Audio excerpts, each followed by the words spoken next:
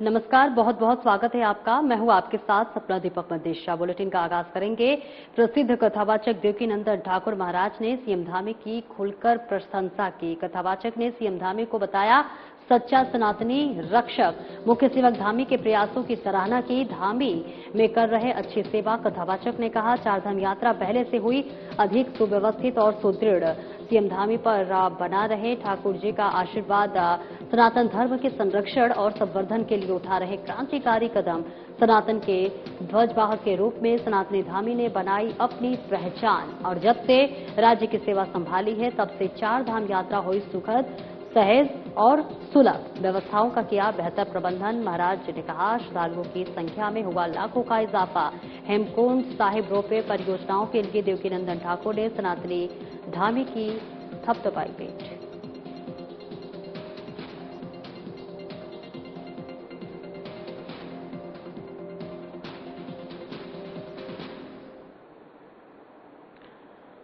तीर्थनगरी ऋषिकेश के सुप्रसिद्ध जयराम आश्रम में आज हनुमान जन्मोत्सव का पर्व अत्यंत हर्षोल्लास के और श्रद्धा के साथ मनाया गया। इस पावन अवसर पर सुबह से ही आश्रम परिसर में भक्तों की भारी भीड़ जुटी।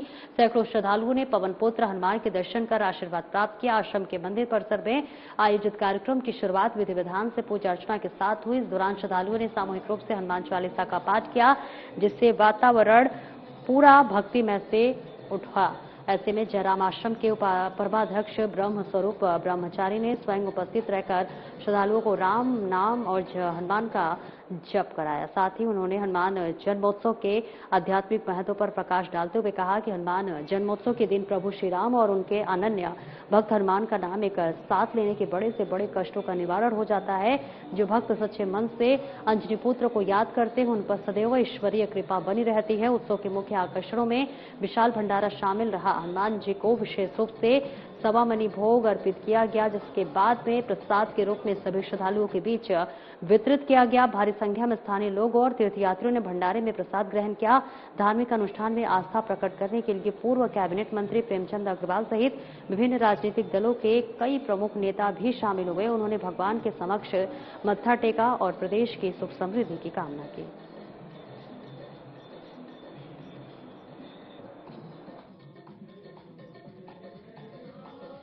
हनुमान जयंती बड़े हर्षोल्लास के साथ जयराम आश्रम में मना रहे हैं। मेरी हनुमान जयंती के इस उपलक्ष्य में पूरे देशवासियों को हार्दिक शुभकामनाएं। प्रार्थना करता हूं हनुमान जी से कि आप सभी के परिवारों में मंगल हो। हनुमान जी चूंकि उनका एक संदेश समाज को है कि जो भी काम करो समर्पण भाव से करो। जिस तरह हनुमान जी राम के प्रति समर्पित थे, सारे काज राम जी के उन्होंने पूर्ण किए, लेकिन वो पूर्ण काम सारे हनुमान जी को राम जी का आशीर्वाद मिलने से उपरांत ही हुए हैं। जब कोई व्यक्ति समर्पित होकर काम करता है तो उसको आशीर्वाद मिलता है और आशीर्वाद हमेशा फलता है। इसलिए हमें अपने परिवार में अपने बुजुर्गों का, अपने माता पिता का, अपने गुरु का, अपने आचार्य से भगवान के श्री चरणों में जाकर प्रार्थना करें कि आप हमें आशीर्वाद दें, जिससे कि हम अच्छे काम समाज और राष्ट्र के लिए। और श्री हनुमान जन्मोत्सव के पावन पर्व पर आज सांस्कृतिक नगरी अल्मोड़ा के हनुमान मंदिर में धार्मिक अनुष्ठानों की धूम रही। इस विशेष अवसर पर मंदिर परिसर में भव्य हवन यज्ञ का आयोजन किया गया, जिसमें बड़ी संख्या में श्रद्धालुओं ने आहुति डालकर क्षेत्र की सुख समृद्धि की कामना की। सुबह से ही मंदिर में भक्तों का तांता लगा रहा। विद्वान पंडितों के सानिध्य में वैदिक मंत्रोच्चारण के साथ हवन संपन्न हुआ। मारुति नंदन के जयकारों से पूरा वातावरण भक्तिमय हो गया। भक्तों ने हनुमान चालीसा और सुंदरकांड का पाठ कर पवन पुत्र हनुमान के दर्शन कर आशीर्वाद प्राप्त किया। यज्ञ की पूर्णाहुति के बाद मंदिर राज समिति द्वारा प्रसाद वितरण किया गया। श्रद्धालुओं का मानना है कि हनुमान जन्मोत्सव पर किए गए दर्शन और पूजन से कष्टों का निवारण होता है और सकारात्मक ऊर्जा का संचार होता है। हनुमान जन्मोत्सव के इस पर्व को लेकर स्थानीय निवासियों और युवाओं में विशेष उत्साह देखने को मिला। सुरक्षा और व्यवस्था के दृष्टि से भी मंदिर प्रशासन द्वारा पुख्ता इंतजाम किए गए थे।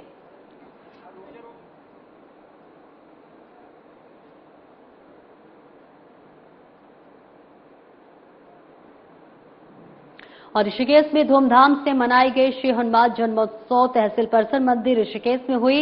बजरंगबली की प्राण प्रतिष्ठा मंत्रोच्चारण के साथ हनुमान जी की मूर्ति की विधि विधान से हुई भव्य स्थापना। बजरंग बली के जयकारों से गुंजायमान रहा पूरा तहसील परिसर। मंदिर श्रद्धालुओं ने किया हनुमान चालीसा का पाठ। एसडीएम योगेश मेहरा ने की पूजा अर्चना। सभी ने बजरंग बली का लिया आशीर्वाद।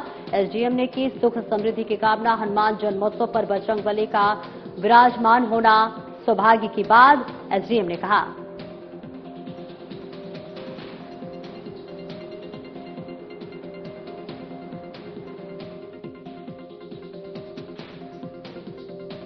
श्री महाकाली महालक्ष्मी महासरस्वती स्वरूपिणी पराम्बा भगवती भद्रकाली दिव्ये नमः नंदा दिव्ये नमः। मा ओम पायाः पृथिव्यां पाय ओखदीखो पायो दिव्यंतरिक्षे पायो धाः पायशुवातीः प्रदिशाः सन्तु मजियं मा पंचानद्याः सारस्वती। और राज्यसभा में बीजेपी प्रदेश अध्यक्ष और राज्यसभा सांसद महेंद्र भट्ट ने केंद्रीय महिला एवं बाल विकास मंत्री अन्नपूर्णा देवी से आंगनबाड़ी कार्यकर्ताओं एवं सहायिकाओं के मानदेय बढ़ाने, समय समय पर प्रशिक्षण देने, डिजिटल उपकरण उपलब्ध करवाने और उपनगर बढ़ते काम के बोझ को कम करने के संदर्भ में प्रश्न पूछा। आइए अब आपको सुनाते हैं राज्यसभा सांसद महेंद्र भट्ट के प्रश्न पर क्या कुछ कहा केंद्रीय महिला एवं बाल विकास मंत्री अन्नपूर्णा देवी ने। महोदय, जैसे कि आज बच्चों के पोषण और स्वास्थ्य वर्धन में आंगनबाड़ी कार्यकर्ताओं का बहुत बड़ा योगदान होता है। क्या सरकार आंगनबाड़ी कार्यकर्ताओं और सहायिकाओं के मानदेय में वृद्धि करने पर विचार रखती है? क्या उन्हें पर्याप्त प्रशिक्षण और डिजिटल उपकरण उपलब्ध कराए गए हैं? क्या कार्यकर्ताओं पर बढ़ते कार्यभार को कम करने की कोई योजना सरकार के पास है? मिनिस्टर। माननीय सभापति जी, ये मानदेय से संबंधित है, इस प्रश्न से संबंधित नहीं है, लेकिन मैं माननीय सदस्य को ये बता देना चाहती हूँ कि जो लगभग 13,34,954 आंगनवाड़ी केंद्र अभी हमारे जो संचालित है, उस केंद्र में जो आंगनवाड़ी वर्कर, आंगनवाड़ी हेल्पर हैं, उनके लिए सरकार समय समय पर मानदेय में बढ़ोतरी करती है और उसके साथ साथ उन्हें अन्य सुविधाएं भी हम सब देते हैं। क्योंकि ये हम सबको पता है कि ये आंगनवाड़ी कार्यकर्ता हमारे सबसे ग्रास रूट लेवल पर वो काम करती हैं और सिर्फ आंगनवाड़ी ही नहीं, राज्य सरकार की ओर से भी बहुत सारे काम उनको देते हैं। तो निश्चित रूप से दिन भर वो बच्चों के लिए और अन्य जो प्रेग्नेंट लेडी हैं, लैक्टेटिंग लेडी मदर हैं, अन्य सबके लिए वो काम करती है। तो भारत सरकार की ओर से लगातार कैसे उनको उनकी सुविधाएं मिल सके, तो उसके लिए मानदेय की भी बढ़ोतरी होती है और उसके साथ 20 दिनों का उनका वार्षिक अवकाश भी है दिया जाता है। 180 दिन का सवैतनिक मातृत्व अवकाश की भी व्यवस्था की गई है और अगर किसी भी तरह से उनका चिकित्सकीय गर्भपात या अन्य होती है तो उसमें भी कोई समस्याएं होती है तो उसमें भी 45 दिनों की छुट्टी उन्हें सवैतनिक उन्हें दिया जाता है। प्रधानमंत्री जीवन ज्योति बीमा योजना के तहत भी प्रधानमंत्री सुरक्षा बीमा योजना के अंतर्गत भी बीमा कवर किया जाता है। साथ ही साथ आयुष्मान भारत के तहत आयुष्मान भारत प्रधानमंत्री जन आरोग्य योजना के माध्यम से भी लगभग 5 लाख की वार्षिक स्वास्थ्य कवरेज भी उन्हें दी जाती है। साथ ही साथ पदोन्नति के भी अवसर दिए जाते हैं। और मुख्य सचिव आनंद बर्दम कुंभ मेला 2027 की तैयारियों का जायजा लेने धर्म नगरी हरिद्वार पहुंचे। मुख्य सचिव ने मेला क्षेत्र में चल रहे विभिन्न विकास और निर्माण कार्यों का गहन स्थलीय निरीक्षण किया और अधिकारियों को कार्यों की गुणवत्ता और गति बनाए रखने के कड़े निर्देश दिए। निरीक्षण के दौरान मुख्य सचिव के साथ शासन और प्रशासन के वरिष्ठ अधिकारियों का पूरा अमला मौजूद रहा। मुख्य सचिव ने घाटों के निर्माण, सड़क चौड़ीकरण और अन्य बुनियादी ढांचा परियोजनाओं की वर्तमान स्थिति को देखा। मुख्य सचिव आनंद बर्दम ने स्पष्ट किया कि राज्य सरकार आगामी कुंभ मेले को भव्य और दिव्य बनाने के लिए प्रतिबद्ध है। कुंभ मेला विश्व का सबसे बड़ा आध्यात्मिक समागम है, इसलिए प्रशासन की जिम्मेदारी है कि देश विदेश से आने वाले श्रद्धालुओं को किसी भी प्रकार की असुविधा न हो। उन्होंने कार्यदायी संस्थाओं को निर्देशित किया कि सभी निर्माण कार्य निर्धारित समय सीमा के भीतर पूरे किए जाए। निर्माण की गुणवत्ता में किसी भी स्तर पर समझौता बर्दाश्त नहीं किया जाएगा।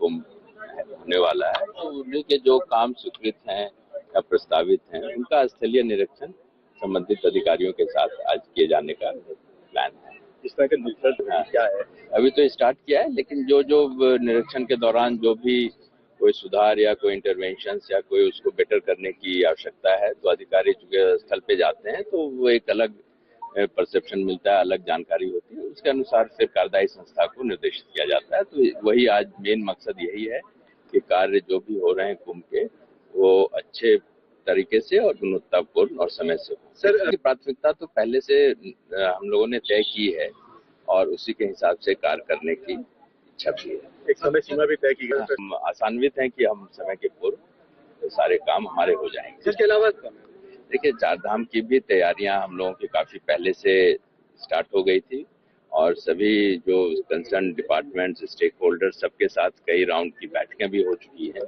विभिन्न स्तरों पर, और उसका फिर हम लोग समीक्षा भी करेंगे आगामी कुछ दिन। और उत्तराखंड हाईकोर्ट ने मसूरी नगर पालिका द्वारा बिना वन विभाग की अनुमति के एमपीजी कॉलेज की भूमि पर सड़क निर्माण और खेल का मैदान बनाने के लिए बांज के पेड़ काटे जाने को लेकर दायर जनहित याचिका पर सुनवाई हुई।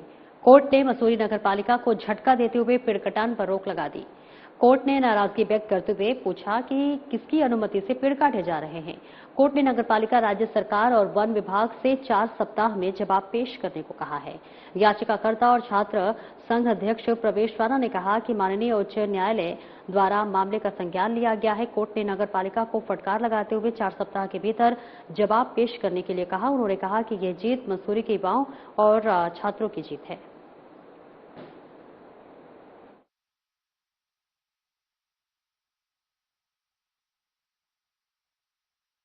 जो हाईकोर्ट हमारे माननीय उच्च न्यायालय इसमें ये मामला पारित किया था और आज ही उसकी सुनवाई जो कि माननीय उच्च न्यायालय, सबसे पहले बहुत बहुत धन्यवाद करता हूँ कैसे मसूरी नगर पालिका अध्यक्षा और पूरे पैनल जो उनका है उसके मुंह पे तमाचा मारते हुए एक जो ने कथन दिया है कि वहां पर जो एमपीजी कॉलेज की भूमि है उस पर आप कैसे अवैध निर्माण कर सकते हैं, कैसे आपने पेड़ काट दिए। तो निश्चित रूप से ये पूरे मसूरी के युवाओं की जीत है, इस सिर्फ प्रवेश राणा की जीत नहीं, पूरे मसूरी के युवाओं की जीत है। और कैसे माननीय उच्च न्यायालय ने हमारे एमपीजी कॉलेज की भूमि को, क्योंकि संरक्षित भूमि है, उसको बचाने का काम किया है। और आगे भी मैं माननीय उच्च न्यायालय का धन्यवाद करता हूँ कि आगे भी आप हमारा साथ ऐसे देते रहेंगे। ऑर्डर्स आए हैं उससे स्पष्ट है कि झूठ कौन बोल रहा है। पहले भी उनके द्वारा माननीय अध्यक्ष द्वारा कहा गया है कि प्रवेश राणा।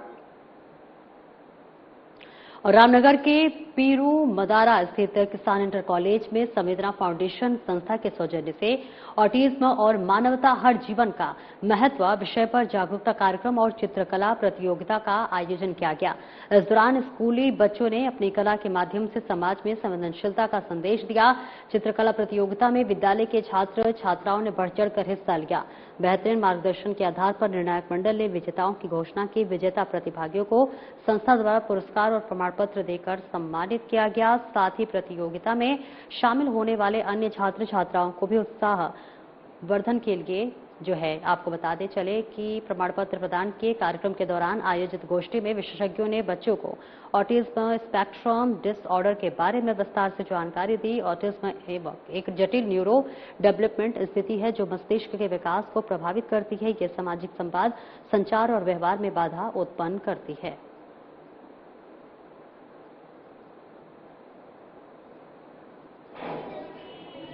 हमने आज ऑटिज्म के बारे में एक जागरूकता अभियान किया था।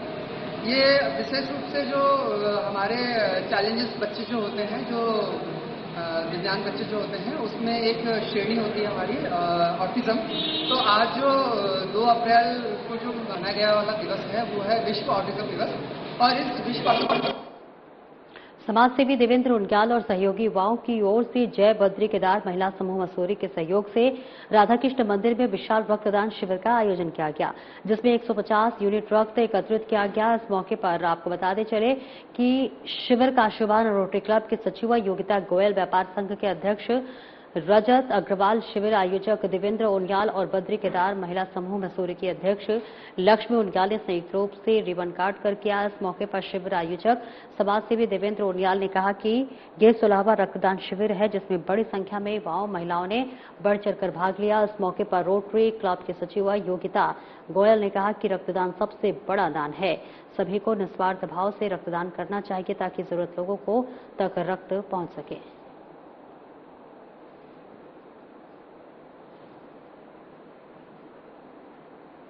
ऋषिकेश में चारधाम यात्रा ट्रांजिट कैंप कार्यालय में तैनात करीब 2 दर्जन कर्मचारी कंपनी के उत्पीड़न का शिकार हो रहे हैं।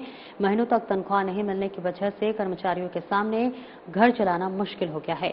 कई बार शिकायत के बाद समस्या का समाधान नहीं हुआ तो कर्मचारियों ने ट्रांजिट कैंप कार्यालय में अधिकारियों के साथ बैठक करने पहुंचे विकास अधिकारी से शिकायत कर समस्या का समाधान करने की मांग की है। बता दें कि चारधाम यात्रा ट्रांजिट कैंप कार्यालय में सिक्योरिटी गार्ड, सफाई कर्मचारी, इलेक्ट्रीशियन और रिसेप्शनिस्ट के पद पर करीब 2 दर्जन कर्मचारी तैनात हैं। इन सभी कर्मचारी का उत्पीड़न नौकरी देने वाली संबंधित कंपनी कर रही है। कर्मचारियों का आरोप है कि उन्हें समय से तनख्वाह नहीं मिल रही है। 2 से 5 महीने तक की तनख्वाह कंपनी पर रुकी हुई है। इसके अलावा कंपनी तनख्वाह देते समय पीएफ तो काट रही है लेकिन उसे पीएफ फंड में जमा नहीं कर रही है। इसकी शिकायत श्रम अधिकारियों से लेकर अन्य अधिकारियों की भी की जा चुकी है। बावजूद इसके समस्या का समाधान नहीं हो रहा है। मजबूरी में उन्होंने आज बैठक लेने पहुंचे विकास अधिकारी को अपनी समस्या में अवगत कराते हुए समाधान करने की मांग की है। चेतावनी भी दी है कि यदि घर चलाने के लिए समय से तनख्वाह नहीं मिलेगी तो वे चारधाम यात्रा शुरू होने से पहले आंदोलन करने के लिए मजबूर होंगे।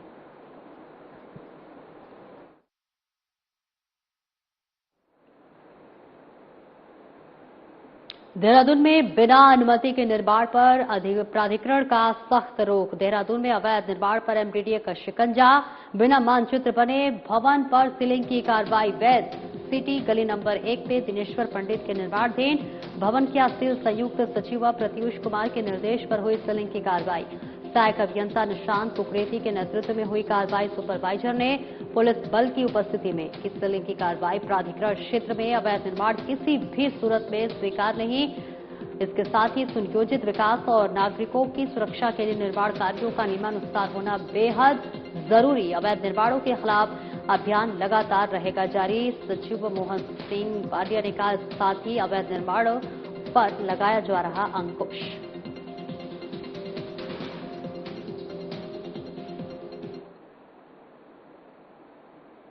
जिलाधिकारी अंशु सिंह ने अल्मोड़ा मुख्य बाजार का निरीक्षण कर व्यवस्थाओं का जायजा लिया। इस दौरान उन्होंने स्थानीय लोगों और जनप्रतिनिधियों से बातचीत कर उनकी समस्याएं सुनी और मौके पर ही फीडबैक लिया। वहीं अल्मोड़ा के मुख्य बाजार में सार्वजनिक शौचालयों की कमी का मुद्दा सामने आने के बाद डीएम ने सार्वजनिक शौचालय सुविधा के निर्माण के लिए कस्बे में कई स्थानों का निरीक्षण किया। इस दौरान उपायुक्त स्थलों की पहचान की गई और अधिकारियों को शौचालय परिसर के विकास के लिए आवश्यक प्रक्रिया शुरू करने के निर्देश दिए गए।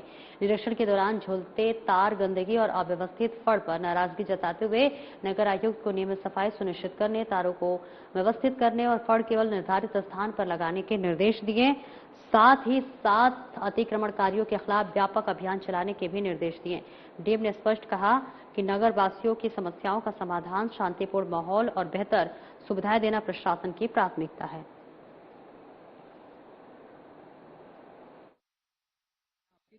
आज आप देख सकते हैं हमारा अल्मोड़ा का काफ़ी पुराना बाजार है तो स्पेस हमारे पास कम है।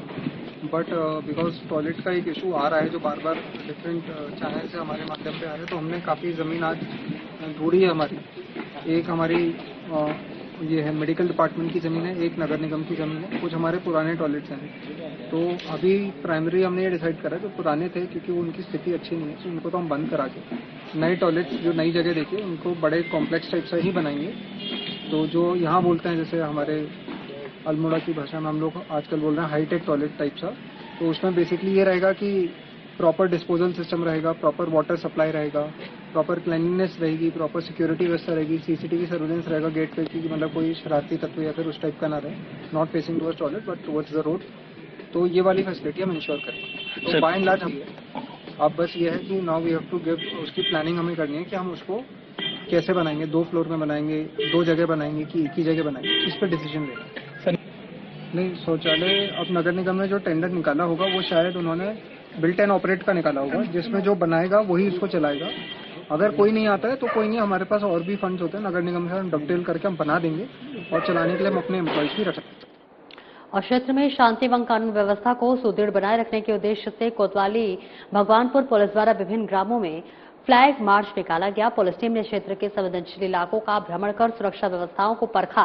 फ्लैग मार्च के दौरान पुलिस अधिकारियों ने स्थानीय ग्रामीणों से सीधा संवाद किया और क्षेत्र में आपसी भाईचारा एवं शांति बनाए रखने की अपील की। पुलिस ने स्पष्ट किया कि सुरक्षा व्यवस्था में किसी भी प्रकार की कोताही बर्दाश्त नहीं की जाएगी और अराजक तत्वों पर पैनी नजर रखी जा रही है। सोशल मीडिया और धरातल पर भ्रामक सूचना फैलाने वालों को चिन्हित कर सख्त कानूनी कार्रवाई की जाएगी। इस दौरान पुलिस ने सुरक्षा के दृष्टिकोण से चप्पे चप्पे का जायजा लिया ताकि आम जनमानस में सुरक्षा का भाव बना रहे और क्षेत्र में शांतिपूर्ण माहौल सुनिश्चित हो सके, और अपील की कि त्योहार को आपसी सौहार्द और भाईचारे के साथ मनाएं।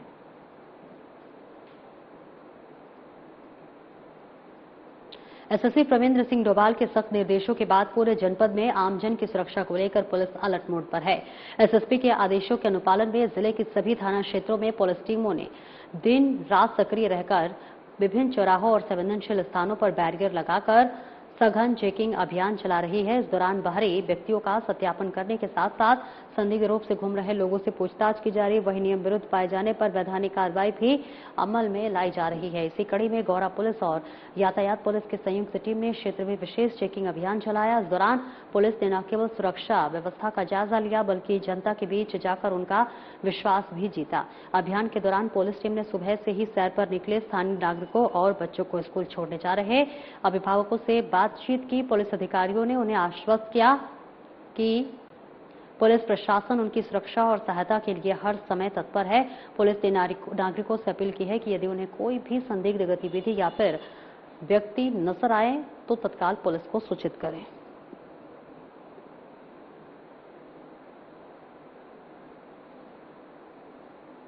हल्द्वानी में एसएसपी मंजुनाथ टीसी की सतर्कता और सूझबूझ से एक बड़ा हादसा होने से टल गया, जिसमें 10 लोगों की जिंदगी बच गई। दरअसल एसएसपी जब शहर में चेकिंग के लिए निकले तब उन्होंने नैनीताल रोड पर एक बस के नीचे टायर में आग लगी हुई देखी, जिसके बाद उन्होंने अपनी गाड़ी से ओवरटेक कर बस को रुकवाकर मोर्चा संभाला। उन्होंने पास के पेट्रोल पंप से फायर एक्सटिंग्विशर मंगाकर खुद आग बुझाई। इस दौरान बस में सवार 10 लोगों को भी एसएसपी ने सकुशल बाहर निकाला। आपको बता दें कि बस अल्मोड़ा से दिल्ली जा रही थी, जिसमें अचानक नैनीताल रोड स्थित हाईवे में आग लग गई। हालांकि एसएसपी की सूझबूझ से एक बड़ा हादसा होने से टल गया। वहीं बस में आग देख मौके पर लोगों की भीड़ जुट गई।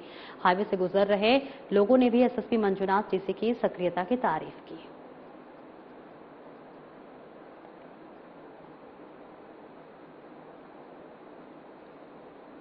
राजपुर के जोड़ी गांव के पास हुई फायरिंग और हत्या के मामले में पुलिस लगातार शिकंजा कस रही है। एसएसपी प्रवींद्र डोभाल के निर्देश पर पुलिस ने मामले में 3 और आरोपियों को गिरफ्तार कर लिया है। आपको बता दें कि 30 मार्च की सुबह देहरादून उस वक्त दहल गया जब जोड़ी गांव में 2 लग्जरी कारों स्कॉर्पियो एन और फॉर्च्यूनर के बीच फिल्मी अंदाज में पीछा करते हुए फायरिंग हुई। इस गैंगवार के बीच बेगुनाह 74 वर्षीय बुजुर्ग मुकेश कुमार जोशी आगे जो मॉर्निंग वॉक पर निकले थे, गोली लगने से उनकी दुखद मृत्यु हो गई थी।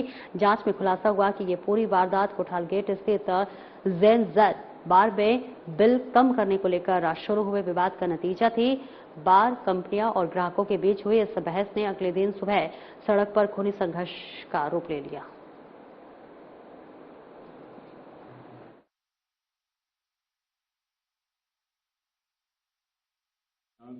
30 मार्च को थाना राजपुर क्षेत्र में फायरिंग की घटना हुई थी, जिसमें फायरिंग के दौरान रिटायर्ड ब्रिगेडियर श्री जोशी जी की मृत्यु हो गई थी। उसके संबंध में पुलिस के द्वारा त्वरित कार्रवाई करते हुए एफआईआर कायम की गई थी मर्डर की धाराओं में, और त्वरित कार्रवाई करते हुए उसमें 4 अभियुक्तगणों को गिरफ्तार कर और उनके पास से 2 नाजायज असले बरामद कर उनको न्यायिक अभिरक्षा में भेज दिया गया था।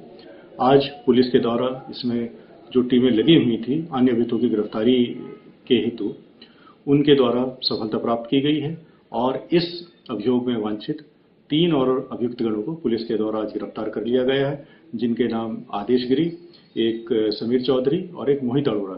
इन तीनों को पुलिस के द्वारा गिरफ्तार कर लिया गया है। इनको माननीय न्यायालय में पेश किया गया, जहां से इनको न्यायिक अभिरक्षा में भेजा जा रहा है। बाकी जो शेष अभियुक्तगण हैं उनके लिए हमारी कम से कम 6 या 7 टीमें लगातार प्रयास कर रही हैं उनकी गिरफ्तारी के, और जल्द ही उनको गिरफ्तार कर सलाखों के पीछे। फिलहाल इस बुलेटिन में इतना ही। नमस्कार।